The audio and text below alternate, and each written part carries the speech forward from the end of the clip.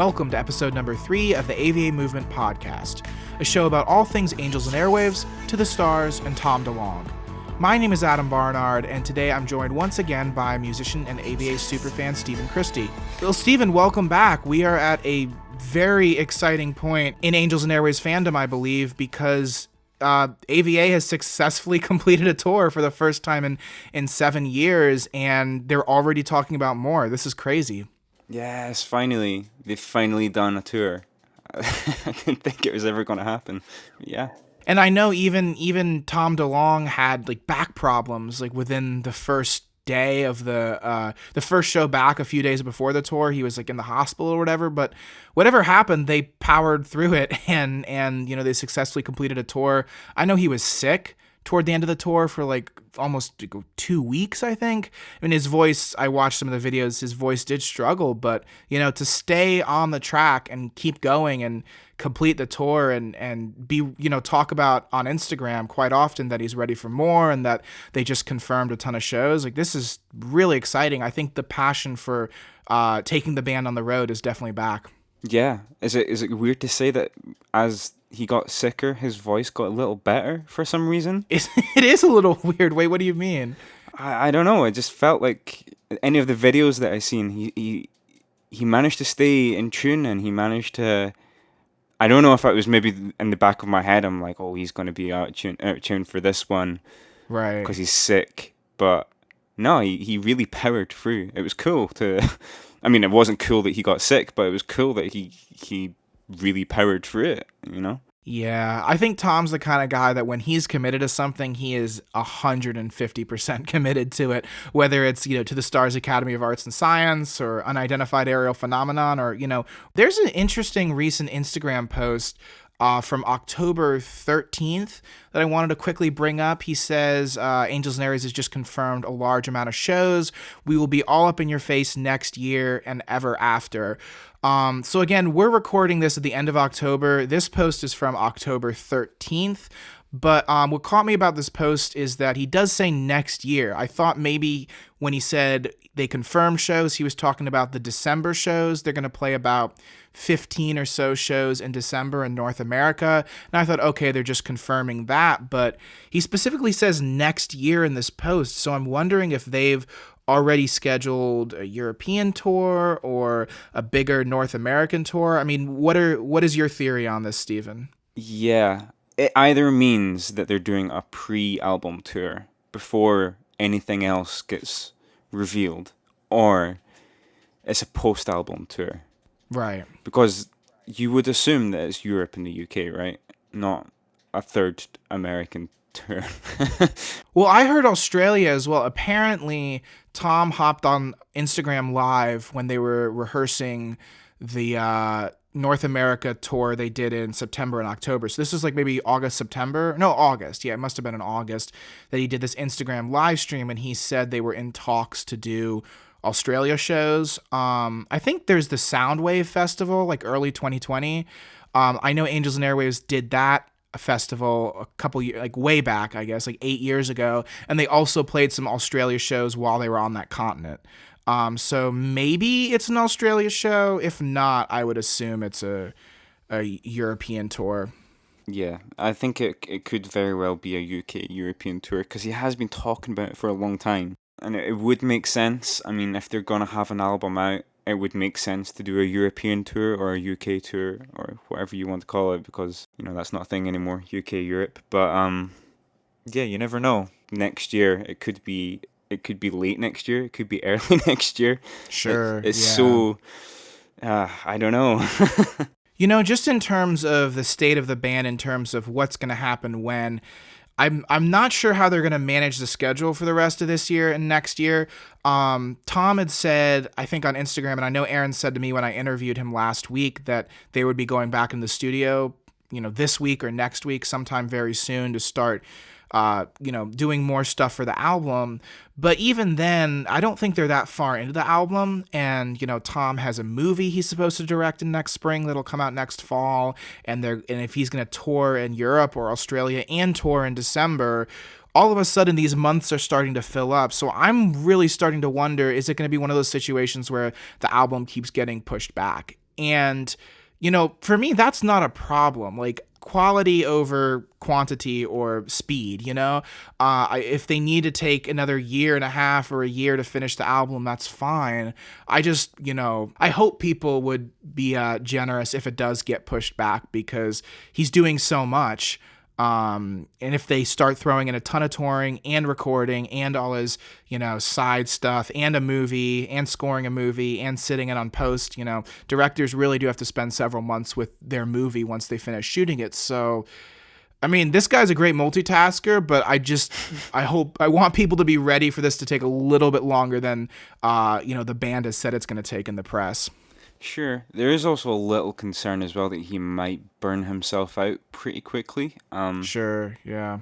I guess, like, his focus is this album and the tours, and that's amazing because... Dream come true, yeah. yeah. We never thought this would ever happen again. So we should count ourselves lucky for that. But also he is talking a lot about the movie that comes with it, or the documentary. I'm not really too sure because he keeps calling it a feature film, which could be anything, really. Well, there's the Monsters of California feature film, and I think that was formerly the Strange Times movie. There's been a animated short film they did for Strange Times that hasn't been released, but it's kind of served as a proof of concept presentation. And, Tom has a Strange Times novel trilogy, and this next album is, supposedly supposed to be built around the Strange Times themes and story points. I don't know if it still is, but I do know from production listings that I've seen that this next movie, which will be called Monsters of California to avoid a branding issue in a comparison to Stranger Things, which a very successful U.S. Netflix TV show that has similar plot points and conspiratorial elements to Strange Times. So the movie is going to be called Monsters of California. It seems like that's going to happen, and there's some production companies behind it that are very keen on making this happen. It does keep getting pushed back.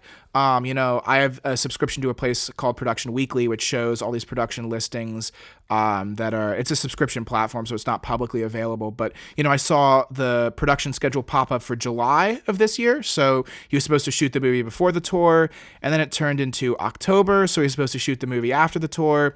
And then one of the producers for Monsters of California did an interview with Punk Rock and UFOs, the website, and he said, yeah, we're looking at like March 2020 now. So it seems like the movie keeps getting pushed because of Tom's schedule, but also it is a massive endeavor that needs to be accomplished before the album comes out, and it's going to take months and months to do that. So I don't know, we'll see. I definitely have confidence in Tom's superhuman ability to multitask and to push through enormous artistic tasks when they come his way. But, Tom, if you're listening to this, get some rest when you can, dude. Yeah, definitely. So for this month's show, we're going to do something a little bit different. About a week ago, I got to sit down with two people who attended shows, two big Angels and Airwaves fans who attended shows on this fall 2019 North America tour. I myself, and Steven as well, was not able to attend any of these shows, so it was really important for me to get some voices on the podcast and do a longer segment with people who were there just so they could share their thoughts and their observations and some of the specific stories they had. Lauren has been a long time Angels and Airwaves fan, and Joe manages a To The Stars Facebook group, and he was also part of the AVA Movement Street team. I'm very excited to share this discussion. I think these guys had great perspective on the show, and it'll be great to hear their extended review of their concert experiences. Yes, let's do it.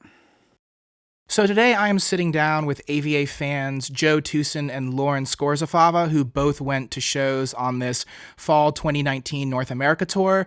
Really, welcome to the show, guys. I'm really happy to talk to people who, were there at the clubs and at the theaters and got that experience.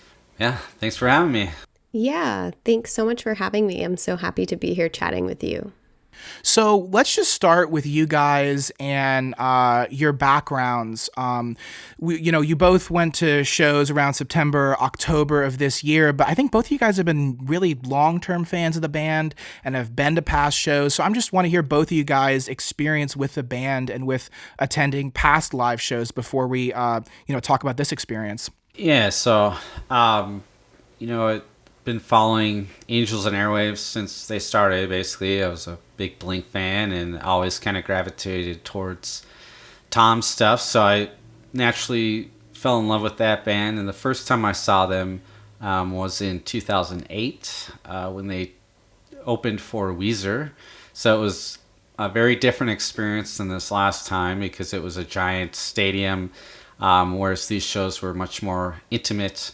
I thought it was just great to see them finally back, and I went to 2 shows, one in Chicago and one in St. Louis, back-to-back nights, so I got to kind of treat myself that way.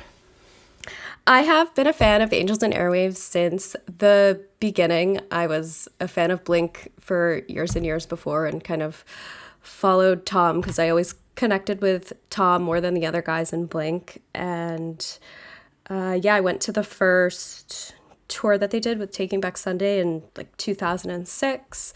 I saw them at a couple of festival things like Warped and Bamboozle, and also went to the Love Tour in about 2009, 2010 before this most recent tour. So in terms of tour dates, what shows did you guys go to? I know, Joe, you went to a couple shows and you were also on the street team, right? Yeah, so I went to 2 shows, and I had those tickets kind of in a weird roundabout way with my dire need to have meet and greets. So I couldn't get them at the Chicago show because I lived in Milwaukee at the time.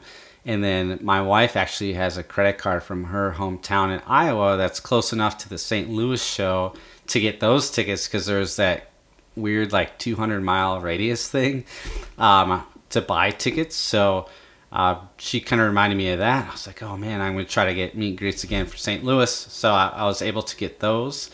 And the street team had a deal where you could just apply to be an ambassador, they call it. And one thing they wanted is people who were going to multiple shows just to kind of cover more ground, I think. But yeah, so I was at the Chicago and St. Louis show back-to-back nights, so it was pretty awesome. Being an ambassador was super cool.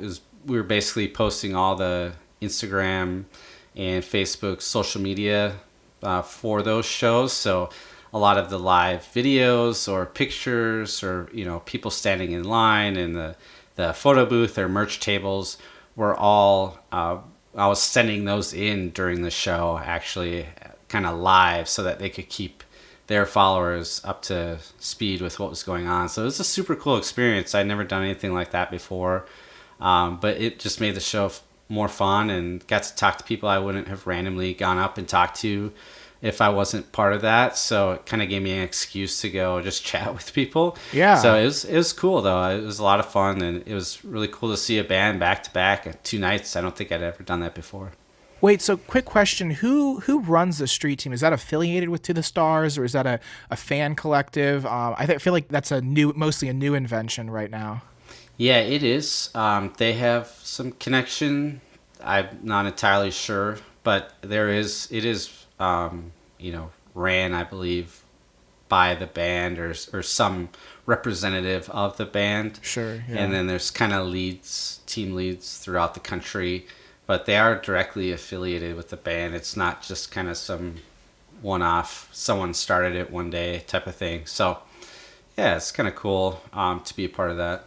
Yeah, it's been great to see all the content that's been coming from the channel just consistently with every live show. I want to go ahead and pivot to you, Lauren. What show or shows did you go to, and what was your experience like, getting to the venue and meeting fans just before the show? Did you have any cool stories or encounters? So I am actually from Massachusetts, but I couldn't get tickets to Boston because they sold out super fast. So I had to get tickets to New York City, which was the next closest date to me, which is about 4 hours away. So the day of, I had to kind of get up early and drive to the train station and then take the train in. And I got to the venue a little bit early, and I don't like to wait in line so much. So I was just kind of yeah, I was just kind of hanging out by the will call, and I happened to be chatting with Jim from To the Stars Academy, and I met him and his wife, and we were just chatting for like 45 minutes, which was really interesting and fun.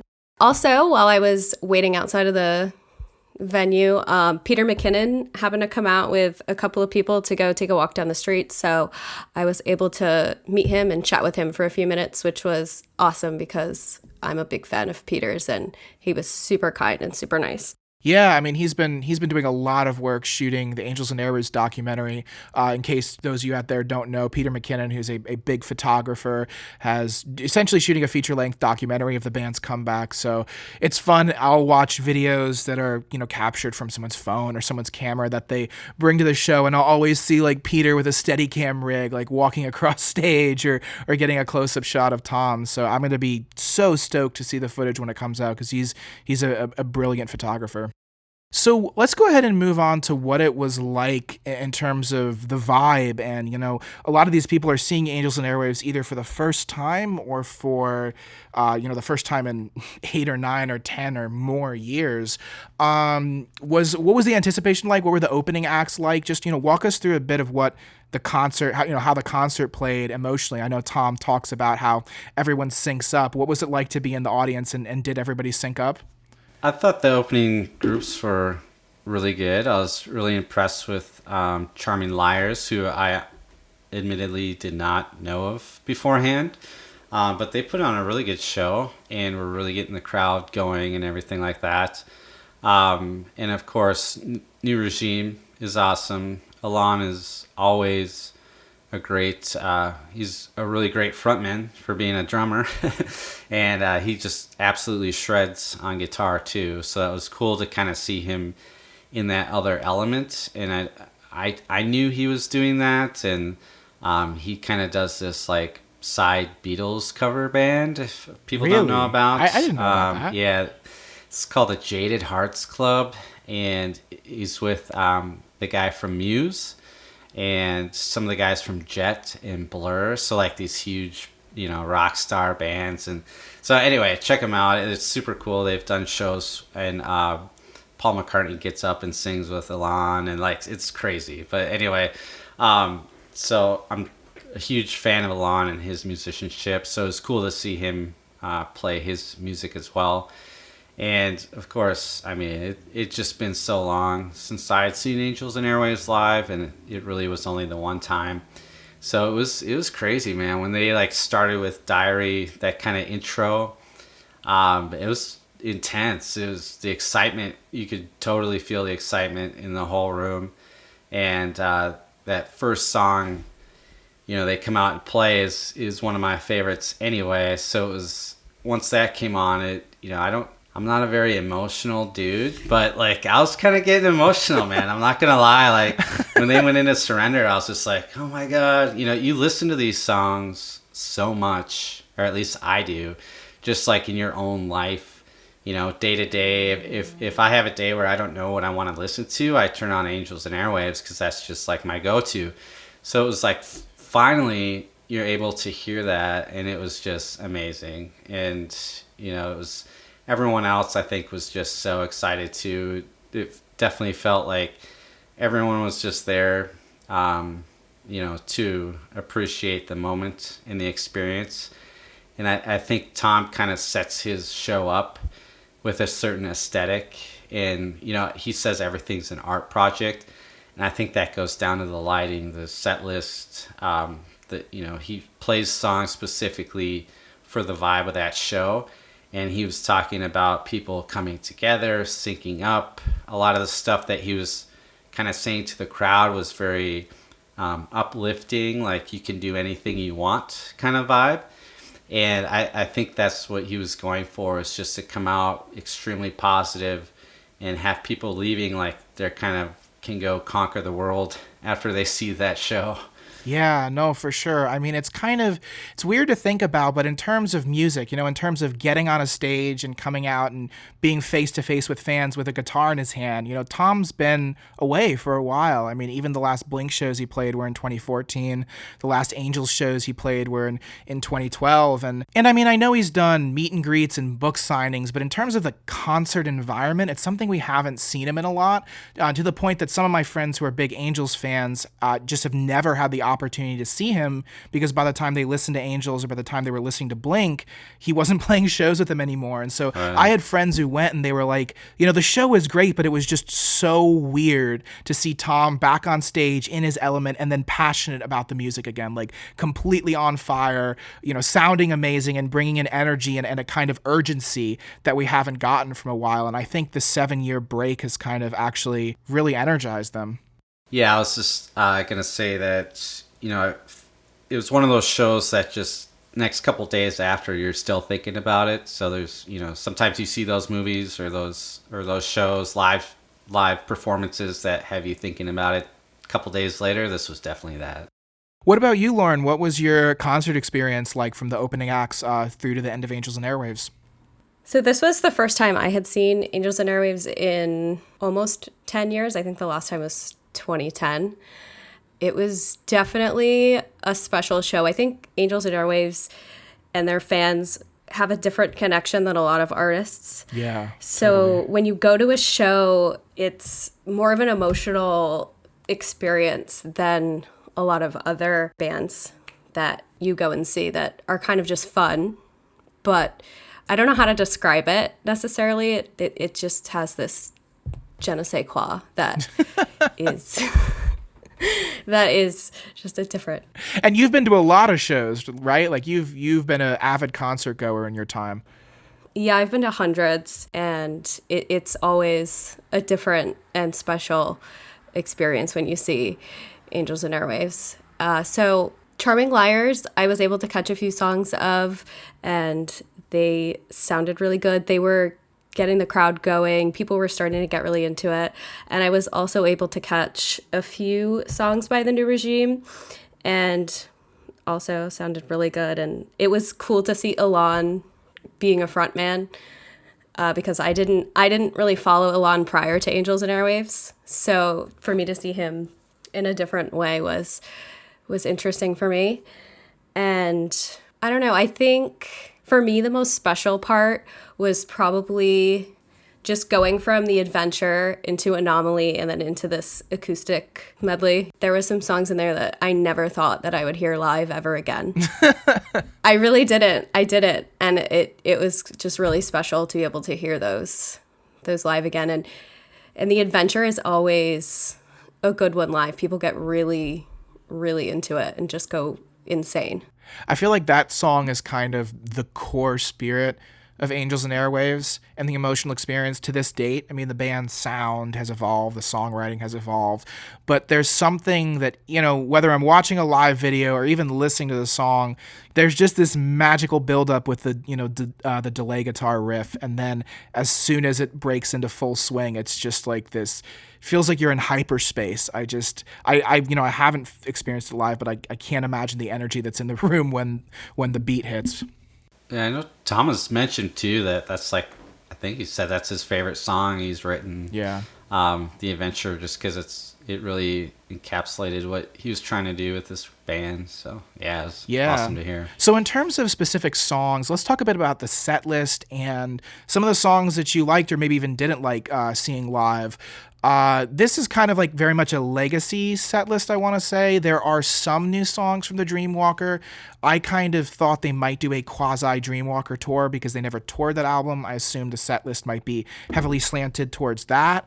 But it seems like there's a real medley of stuff from We Don't Need a Whisper all the way to Chasing Shadows. So what new songs did you guys like getting to hear played live?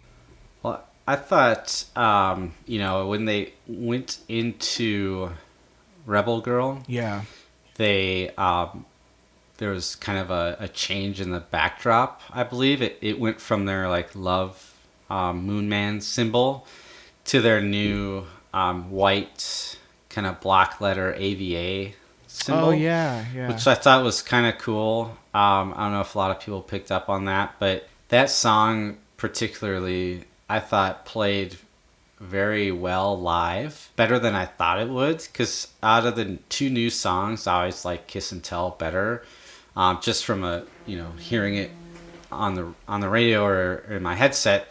But live, Rebel Girl kind of shreds. Like it was surprisingly good, and people were super amped up to hear that. So that part kind of surprised me, and I don't know if it was like the dramatic change of the logo that kind of got everyone fired up, and but Tom was like real passionate with that song. He played most of the hits, which is good, but I know like The Gift would have been awesome, Secret Crowds would have been awesome. So I don't know, possibly the Winter Tour, he'll sprinkle some of those in, maybe. We'll see, I guess. But I thought it was a great mix of old and new. And, of course, the medley was pretty awesome, just to hear those once again. And with the acoustic anomaly, I thought it was pretty funny, that little story he would have with the lawn when he would come out with the acoustic.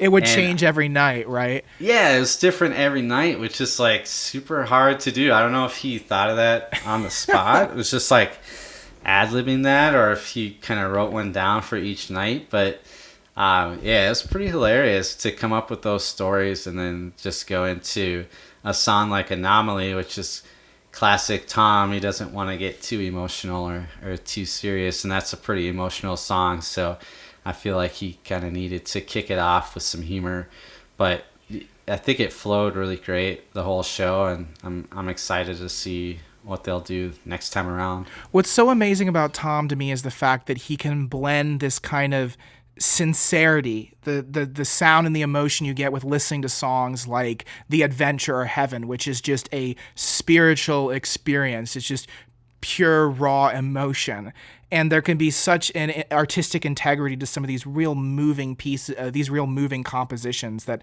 sound otherworldly. And then he can tell a joke about like having sex with his bandmate and writing a song, and like create this, on the spot, create this vivid graphic story with different settings each time.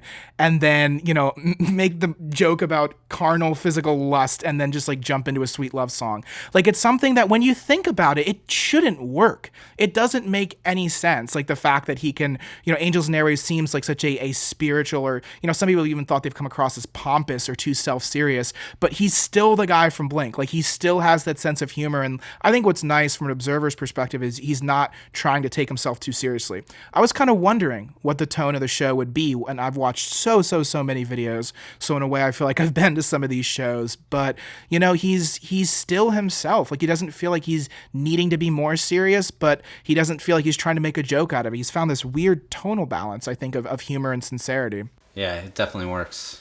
So what about you, Lauren? What songs did you like, and what new songs, say, like from Dreamwalker or Chasing Shadows, or, the new singles, were you surprised by? Full disclosure, I'm not the biggest fan of the Dreamwalker. Understand. But I did think it was interesting to hear like the Wolfpack live, which of all the songs on the Dreamwalker, I don't hate. And I actually really liked hearing it live. I liked it better live than I like it on the album for some reason. Sure, yeah. It seems like Paralyzed as well. I saw some videos of Paralyzed. It has like more of a full sound to it. Like the guitars are a little more present, and it kind of, I was surprised to watch the videos and see how much it got the crowd going and how different it sounded. Mm-hmm. Yeah, and I really enjoyed hearing Anomaly live. Kiss and Tell, I also really enjoyed. Out of the two new songs, I prefer that one. And people were really into it live at the New York show. Yeah, I'm surprised by how positive the reception has been. I know, Joe, you were talking about Rebel Girl being very well received and having a lot of energy. I feel like it's a good sign for the future of the band when these new songs that have just come out, weeks or months ago are getting a similar reaction to songs like, The Adventure or Do It For Me Now or Breathe. It's so exciting to know that like the legacy of Angels and Airwaves isn't all in the rearview mirror. Like, there's a lot of stuff that's going to come up too in the future that's going to be exciting. Yeah, I thought there was a good mix on the set list of of songs that were new that hadn't been played live before, and I wasn't mad that it wasn't a greatest hits set list. So what about songs that weren't on the set list? Did you guys have any thought on what you would have liked to see on the set list, particularly to balance out some of the other songs, like maybe something like The Gift or something from the EPs that we've never heard live? Yeah, I mean, I kind of mentioned a few earlier, but I mean, I guess some of my favorite songs from Angels and Airwaves ever. Well, probably my favorite song is Secret Crowds, and that wasn't on there. The Gift is just made to be played live, it seems like, with those drums and everything. That would have been cool to hear. I feel like the vibe he was going for, like Moon Is My Witness, probably not something you would think to play live. Yeah.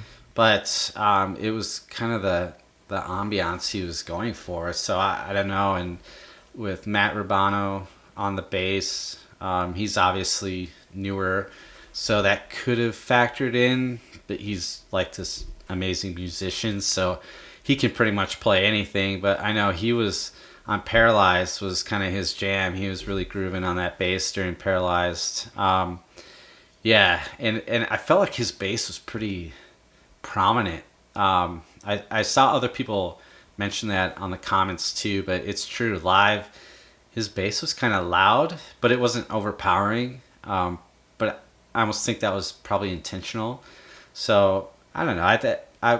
I'm kind of hoping that some of these other classics are on the next tour. But I can't complain with what they played. Anything you would have liked to heard, Lauren? Yeah, I mean, overall, I can't really complain, but in my perfect world, Start the Machine would have been in there, just because that's one of my favorites, and it would have been awesome to have it in there. But I'm hoping we'll get it eventually, but if not, it's all good. I'm happy.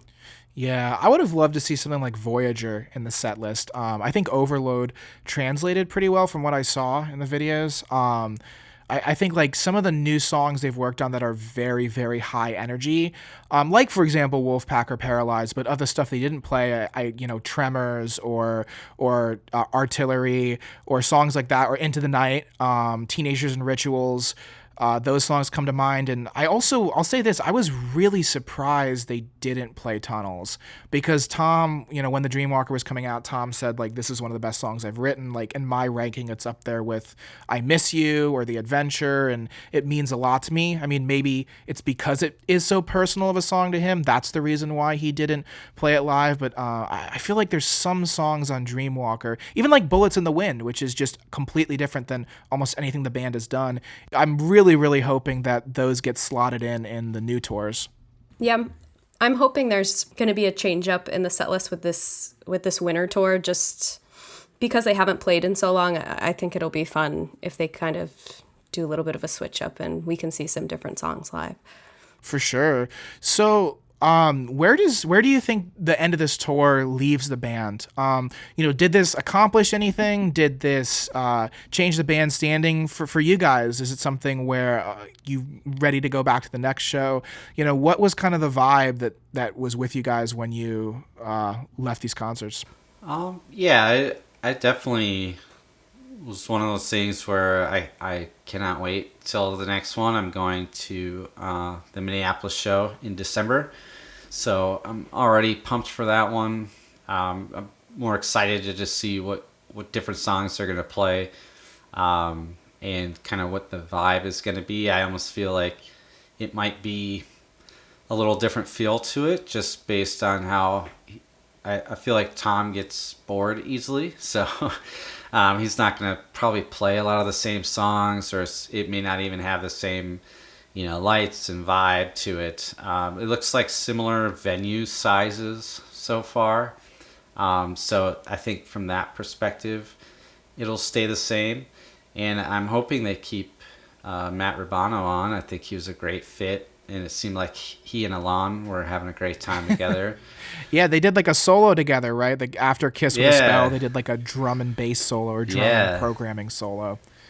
Yeah, and just like on social media, they seem to have a little bromance going. So I hope he sticks around. I actually caught Matt outside of Chicago show before the show started, and he was super nice. We chatted for a little bit, and so he's a really nice guy. And on social media, I know he responds to the fans. He's really interactive.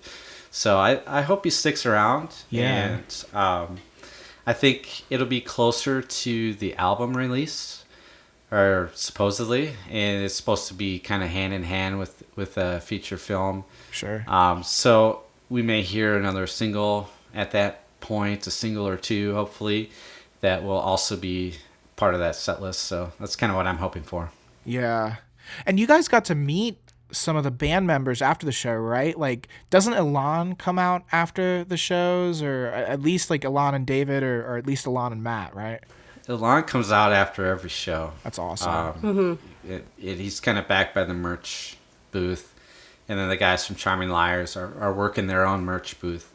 But yeah, I think he was the only one.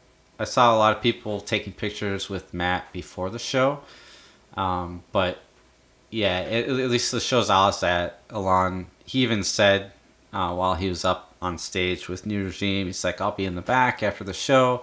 I'll talk to each and every one of you. So he was kind of advertising it. So that's great. Yeah, he's super cool too. But yeah, at least the shows I was at, Ilan was there each time. Did that happen in New York too, Lauren? Yes. Yeah, it did. Ilan came out, I would say, about 30 minutes after the show. And he stayed there, even though security was screaming at everybody to get out. He stayed there. He stayed there and took his time with every single person and was really interested in what you had to say if you were talking to him. And his brother was also there, Aaron. He was chatting to fans for quite a while as well. Just super nice, down to earth, easy to talk to guys. Well, thank you guys for coming on and talking a bit about the show experience. I know personally, just I couldn't be more excited. I'm very jealous, but I also couldn't be more excited for what's to come. And I just think the level of musicianship seemed to just rise, like the production, the musicianship, the sound. I know Tom especially, like he really seemed to put in the extra mile vocally to take the show to new heights. Yeah, he sounded great. And a lot of people don't know about Matt too. Is he was obviously with Taking Back Sunday, kind of during their heyday, and he was also the bass player on Lauryn Hill's Miseducation of Lauryn Hill, which is like, so he's probably got a ton of Grammys. Like he's a super accomplished bass player, and Ilan obviously is like this, prodigy, drumming, child prodigy drummer. So Tom's done a great job of surrounding himself by these great musicians, and I think that makes him a better musician, and it really came through in the shows. Yeah, Lauren, you said to me at one point, I think, back when you went to the show, you said like you've never seen such precise voice control on Tom's behalf. Yeah, I mean, and I'm not 100% positive. I think his voice was being pitch corrected. But irregardless, I have seen Tom perform a lot between Blink and Angels and Airwaves, and I've never seen him try so hard. I've always said if he's not wasted and if he puts in the effort, he sounds fine and decent. But I've never seen him try so hard to sound good and put in, consciously put in the effort that he was putting in for this entire tour. I've seen him do it at a few shows here and there, but this whole tour, he seemed to be putting in a lot of effort to sound good. And it was really good to see. And it has me excited to see what's to come with the new album and what songs we're going to get, and a tour after this and after the album comes out. Well, thank you guys so much for sharing your experiences with us. Hope to have both of you guys back on the show at some point, and guess we'll see you next time. Yeah, thanks for having me. We'll see you next time. All right. Thanks for having me, Adam. Take care. Well, special thanks to Lauren Scorzafava and Joe Thueson for spending some time with me to discuss their Angels and Airwaves concert experiences. I know for us at the AVA Movement Podcast, it's very important to democratize the platform and hear from you. And so in addition to the segment that you just heard, for this show, we solicited some voicemails from other individuals around the world. Some people flew in, or just around North America, who were able to attend shows. We asked people to call in and leave a 1 or 2 minute voice voicemail about their concert experience, and we got quite a few of them. So we're going to go ahead and transition to that and play that now too. Yeah, for sure. Please keep sending in your voicemails because we love listening to them. And yeah, let's roll them on. My husband and I saw Angels and Airwaves at the Fillmore in Charlotte, and the entire show was absolutely amazing. The Fillmore is a smaller venue, but it was perfect for an Angels and Airwaves show. The production was on point. The lighting, they sounded amazing. The fans were so kind and respectful. The whole experience was awesome and definitely had me in a concert hangover the next day. We've both been fans of Tom for years, since Dude Ranch, Blink-182, and like I've seen many couples say, that band is what brought us together. We both had the same love for that band, and I just completely and entirely respect everything that Tom has risked and is doing for this band and essentially for his fans. I feel that takes a lot of drive and a lot of tenacity and passion, and I'm excited for what the future holds. So I can't wait. All right, so I got to experience the Angels and Airwaves concert in New York City at the PlayStation Theater. This was my first time ever seeing Angels and Airwaves. I found out about them about 2014, 2015, and I never thought the day was possible that I'd be able to see them live or even see Tom DeLonge live. The experience at this concert was unreal. Like, I've watched old videos of their concerts on YouTube from 2006 when they started all the way till around 2012 when their last show was. Nothing compares to seeing them live in this era. I feel like the show was unreal. Every song brought energy. Everybody was singing along the entire show, jumping up and down, screaming at the top of their lungs. Just the songs make you feel so good live. Like Tom says at the end of the show, right before he sings Heaven, it makes you feel like you can do anything, you can conquer anything you set your mind to. And that's exactly how the music makes you feel. Some of the standout songs from that show, the first one, Surrender, unbelievable energy. It was electric. Obviously, Everything's Magic, that's a popular one. Rebel Girl was a huge hit. It sounds great live. It's played a little faster live than it is on the album, but it sounds awesome, as well as Kiss and Tell, the new single as well. Great live. And Tom's medley, his acoustic medley, has really seemed to be a hit throughout all the shows so far, but the one in New York City, I had an unbelievable time. I was about 15 feet away from the front stage. Such a surreal experience to be at the concert. It just felt like you were in a different universe, and Tom was bringing you on this amazing journey. I definitely recommend it for anybody who's never been to a Angels and Airwaves concert. It's an experience like no other, and I really hope that after the release of the new album in 2020, they decide to hit the road again maybe next year. It was so much fun. I want to do it again. Hi, my name is Agatha, and I'm a 40-year-old fan from San Francisco. When I found out that Angels and Airwaves had an upcoming tour, I got emotional and excited. I never imagined seeing them live in my lifetime.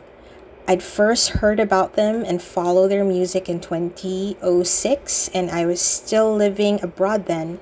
And in my head, I was convinced that there's no chance at all that I'm going to see this band on stage live. So imagine my joy when they announced this tour. Forward to 2019, and I found myself walking to the Warfield after work to see them live. I loved every minute of it. Angels opened and closed that show phenomenally. Everything in between was a sing-along, and it just pulled at this old lady's heartstrings. Thomas was sick, but he is such a trooper, and it just worked with the crowd singing back to him. Very magical. And let it be known that no illness will prevent Tom from sharing his dick jokes. Nope, no illness at all. It was an experience of a lifetime for me. A little special too, because I almost didn't go for unpleasant reasons, but I'm glad that I did. Out of all the great songs, to hear Heaven's Please Stay, Don't Go, I've Got You Now, and The Adventures, Life's Waiting to Begin, being sung to us by Tom live, I walked out of the warfield glad that I lived another day, that I did not give in to that persistent, invasive thought of just disappearing, and that I found the motivation to get off my ass and walk to that concert. I love the band. I love them for the great songs that they make. The songs that always somehow save me just when I need them to. And to realize that another day on this planet just isn't so bad anymore with them around. Hey, what's up, AVA Movement? I just wanted to share my concert experiences. It was really awesome. We got a bunch of us old friends from Mod Life together from across the country, Michigan, North Carolina, California, even England. We all got together, met up at the Los Angeles show. We did Anaheim the first night, San Diego, and then Anaheim again for round 2. And it was amazing. I would say my favorite was the second Anaheim show because they played Kiss and Tell, and Tom's voice was a little better from being sick, so he was able to play that song, which was great. But we had a blast. We got an Airbnb and we just hung out, partied together and reunited, and it was really cool to do that and hang out with a bunch of fellow friends from the fan club from way back. And we hadn't seen each other, most of us, in 7 years. So it was really, really super cool. Really glad this tour happened, and just wanted to say what up. Have a good one, guys. Bye. Hello, I'm a 16-year-old from Reading, Pennsylvania, and I want to talk about the Angels and Airwaves concert that I saw at the Fillmore in Silver Spring, Maryland. Great show. Big highlights for the show were definitely seeing Paralyzed live for the first time. It's a big song. The acoustic was nice with, of course, the I Miss You, There Is, Aliens Exist medley. That's always nice. Heaven, they closed with. I was a little shocked that they closed with Heaven, but it's a great song. Not gonna lie, but not too much to complain about. They play very nicely. The Wolfpack sounded great. Young London, that Tom is really nice on Young London. He's playing very, very nicely. It's nice. After the concert, I have a friend that I talked to online about Angels and Airwaves and all that stuff. I got a VIP ticket, so I got the coin and the signed poster, and my mom, who likes Angels and Airwaves, she got a hoodie that I take from her a lot. But Angels and Airwaves, my favorite band ever. It was just a life-changing moment to see Tom live for the first time. It was amazing. I don't know how else to describe it. Hey, Megan Cooper here, cooper.meg on Instagram, and I'm just here to talk about my experience seeing Angels and Airwaves. I saw them at the House of Blues in Cleveland. It was my first time seeing them, and I'm probably a bit of a newcomer to the band compared to a lot of the fan base that's been around since the inception of Angels and Airwaves. But what draws me in, or what drew me into their music was, the ability that they have to really evoke pure raw emotion. Whenever I would have the music on and whenever I was listening, it always just really brought this emotional aspect out in me. So sort of that knot in the throat, choked up, nostalgic feeling. And I really look for that in music. I appreciate that in music. I love that connection. I think it's it's just crazy talent if you can do that. So the live show for me was just a really heightened version of that. Tom and the band do a really really great job performing. Tom's, a hell of a guitarist. He's also like super, enticing, and I find him somewhat bingeable in a way. So, all around, it was an awesome experience. I'm just sort of here for the whole thing, the alien shit to the stars, all of that. Love it all. So, yeah, thanks. Hi guys, my name is Hannah, and I flew out all the way from Germany to see Angels and Airwaves live in concert this year, and it has been a magical trip.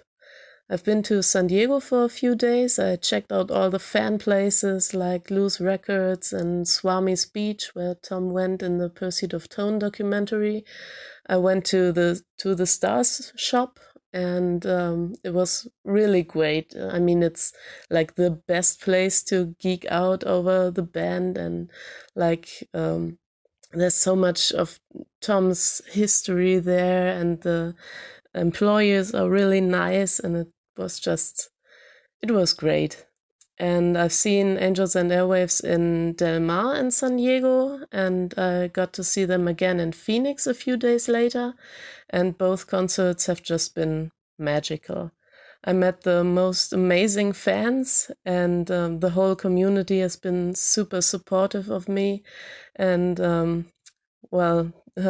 took part in my journey, and I've met a lot of fans I'm still in contact with, and it was just great. The band was smashing it on stage, and Thomas sounded the best he did in years, and it was just magical. I don't know how to better describe it. And my favorite moment was in Phoenix when the guy I met in line, I was standing in the second row in front of Tom, and I had told the guy I met in line that Heaven was my favorite song.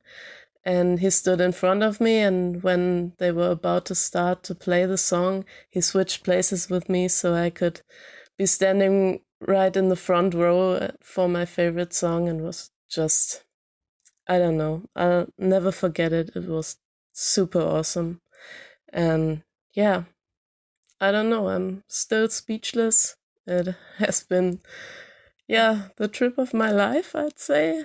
And it was just really great. And thank everyone from the movement. And you guys have been an awesome community. And I look forward to hearing all of your experiences. Bye. So thank you to all the Angels and Airwaves fans out there who sent in voice messages. What's wonderful about the voicemails to me is that it constantly reminds me how personalized all these experiences are. Taking a band on the road is a massive endeavor, and you probably know that as a musician, but it's just crazy that every night someone has a different experience, and you never know when the band's message is going to line up with where somebody's is at in their life, or maybe it just gives them a massive infusion of adrenaline and energy and hope to, go back to work the next week or whatever. I love how much personality the band brings, and how much fans are willing to open up themselves when going to these shows, and really receiving the music in a spiritual sense, which I think is what Tom always meant it to be. He meant the band to be very esoteric and spiritual. And, I feel like with the Dreamwalker, with some of the studio projects, he kind of became a little bit more withdrawn. I mean, I love the music he was making, but it was more like, it didn't feel like it had the same like rousing message. And now it feels like the band is like back to their We Don't Need to Whisper roots, where it's like, the band wants nothing more than to get on the road and just share the message. And Tom has said the new album's supposed to have a sense of wonder. And, I think he's had his own journey with To the Stars Academy of Arts and Science. And it's just like, it's like the stars are aligning. I really never expected us to, me to be sitting at a mic, doing an Angels and Airwaves podcast, talking about how the band is like at their best right now. It's crazy. Yeah, it was really cool to hear all those voicemails. I have to shout out the last one, Hannah. She's had an incredible journey from Germany to America. We actually were in touch recently about this, so it's really cool to hear her. It's really cool to hear her story. Yeah. We, I won't go too far into it. I sold her some shoes, and it was for a specific reason. It was so that she could go to one of the Angels and Airwaves shows, and she could show off her Macbeth shoes. She wanted to sort of be kitted out for it. It was really cool. Wow. But she traveled from Germany to, I believe, Phoenix, she said. And yeah, it was just really cool to finally hear her story because, you know, she messaged me not long after the show. But yeah, it was really cool to hear from her. Yeah, I mean, I can't imagine what it's like to, you know, go to another continent to see a concert. Like, that level of commitment is something that's very, very, very special and rare. Yeah, totally. So for next month's show, we're going to be, among other things, discussing the Kiss and Tell music video. At the time of recording it, it's not out, but the buzz on social media is ramping up. Tom's been posting more about it. So might be out by the time this episode comes out, but it'll definitely be out by next month. And I'm excited to see what they cooked up. It seems like they're taking a bit of a new visual angle to their music videos. I know in the past, the signature Angels and Airwaves music video was very much a big production with lots of crazy lights. I think maybe we'll get that for the performance part of Kiss and Tell, but I've seen some pictures from the set from like Matt Thompson's Instagram or for Tom's Instagram, and I'm really intrigued. It almost looks like something that, like a set piece the 1975 would use. So I'm like totally ready for this music video to take us in a visual and tonal direction we haven't seen yet. It does look very 1975. It also reminds me of some sort of 90s sort of sitcom. Maybe? Yeah, no, exactly. Yeah, it looks interesting. I mean, we don't know the premise of it. We don't know anything yet, so it'll be interesting to see what it's about. So we're going to get to discussing all of that in next month's episode. If you want to weigh in on the discussion, go ahead and email us a short voicemail sharing your thoughts about the Kiss and Tell music video and also the song, if you haven't gotten to share with us your thoughts on the song yet and, you know, how the two interact. I definitely was very interested last time to see how the narrative of Rebel Girl was very much in contrast to the lyrics of the song, even though it worked. So I just think it's really going to be interesting to see what visuals they pair with the song, and we want to hear your thoughts on it as well. In the meantime, my name is Adam Barnard. My name's Stephen Christie. And we'll see you next time.